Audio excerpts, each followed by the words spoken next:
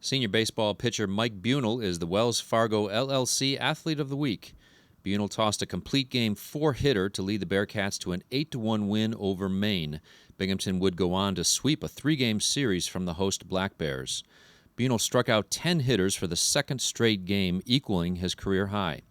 He ran his consecutive scoreless inning streak to 11 before allowing a run in the final inning. Bunal ranks third in the nation in complete games and has allowed just one earned run with 20 strikeouts in his last 15 innings pitched. I think we just changed, went back to a little bit of basics. Being my senior year, we tried building it up a little bit too much and tried to go in terms of changing my mechanics and working on stuff like that. And it just wasn't working from the beginning. So in terms of the last couple of starts, we kind of just started going backwards instead of forwards. So we just went back to basics and then just went fastball away, my better pitches, instead of trying to work on things that were out of my reach, work on stuff that I could control and stuff like that. That's just kind of a perfect storm. It comes together. You're just throwing well. You're just hitting your spots. And then I started going back to my slider a little bit more, which is probably my best pitch out of everything. So it's kind of just a perfect storm. You start throwing it well one day. You start getting an inch off the plate here and there and stuff like that. That's more of just, that's not something you aim to do. It just kind of happens. It just, everything works out that day. And then it just happened back-to-back weeks for me. Yeah, I've kind of done it all. Started as an outfielder. Going to pitching wasn't anything new. I did it in high school, so it wasn't like I was picking up a new position completely like some people do. So it wasn't anything too nerve-wracking. I actually enjoyed coming out of the bullpen. It was kind of just go out there. There was so much energy, so much on the game that it put a lot on you, and it kind of just took away from the nerves. You kind of just it just happened so quickly. You didn't really have time to think about it.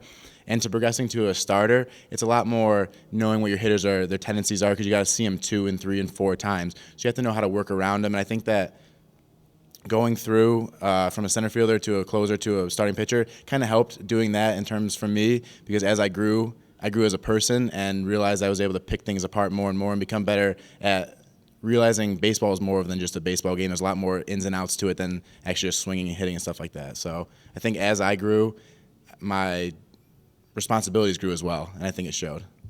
I will always say hitters would lose to pitchers in a 9-inning game, but I do miss batting. I miss taking fly balls, stuff like that, just taking, your routine ground balls. That's one thing I do miss, but I think I'd miss the competitive of pitching in terms of every single pitch is a little new life to it. It's got a little bit of experience to it. In terms of hitting, you hit, you're in the field, you kind of there's a little lag in between things. Pitching just always constant. You're locked in, you're facing him as one-on-one. Your defense can help you, but it's always one-on-one at the initial pitch, and then things expand from there.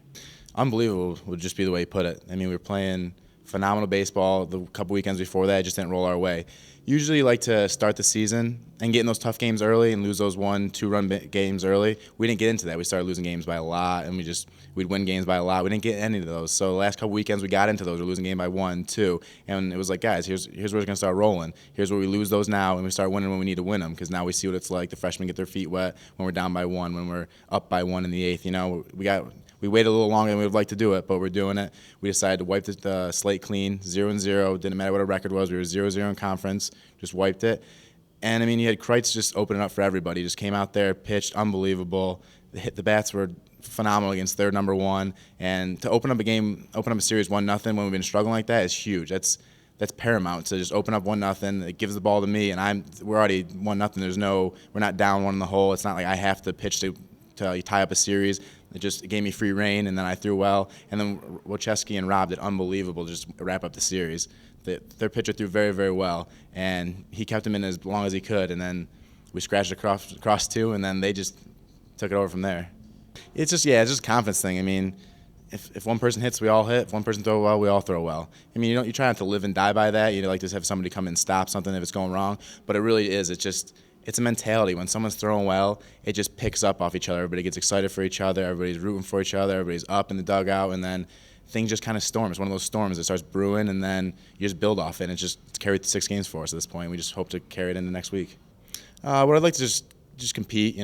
We're in the conference no matter what, which is the new rule this year, so we're automatically in. But I'd like not to slide in. I'd like to make an entrance when we go into the tournament with a nice record, beat around some teams.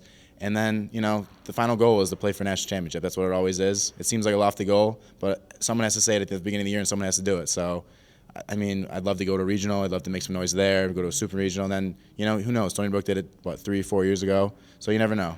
That would be the goal. I mean, there's no reason to have small goals like, oh, let's just make it to a regional. Let's see if we can make it to a super regional. I mean, if you're gonna have goals, might as well shoot for it all. Someone's got to do it.